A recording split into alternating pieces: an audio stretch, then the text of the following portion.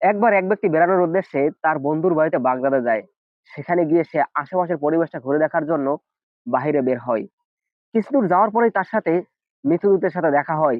মৃত্যুদূত তাকে দেখে থামতে বললেন, কিন্তু সে ভয় পেলেন এবং দৌড়ে তার বন্ধুর বাড়িতে চলে এলেন। বন্ধুকে এসে বললেন, যত দ্রুত সম্ভব তুমি আমাকে তেহরানে যাওয়ার ব্যবস্থা করে দাও। বন্ধু বলল, কিন্তু কেন? তুমি তো কিছু সময় আগেই এলে, এখন আবার চলে যেতে চাচ্ছ? তখন সে বলল, আমার সাথে মৃত্যুদূতের সাথে দেখা হয়েছে, সে হয়তো আমার জান কবজ করবে। আমি যত দ্রুত সম্ভব তাই তেহরানে যেতে চাই। বন্ধু তার আস্তাবল থেকে সব থেকে দ্রুতগামী ঘোড়াটা তাকে দিলেন এবং তেহরানে যাওয়ার ব্যবস্থা করে দিলেন। কিছু সময় পরে বন্ধু ব্যক্তিও বাইরে ঘুরতে বের হলেন। তার সাথেও মৃত্যুদূতের সাথে দেখা হলো। মৃত্যুদূত তাকে দেখেও থামতে বলল। বন্ধু ব্যক্তি সাহস করে দাঁড়ালো এবং মৃত্যুদূতকে বলল, আপনার সাথেও কি আমার বন্ধুর দেখা হয়েছে?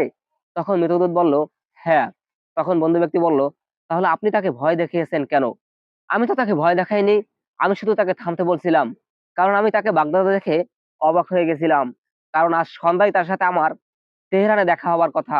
সেখানেই আমি তার জান কবজ করব। গল্পটির নাম ডেথ অফ তেহরান।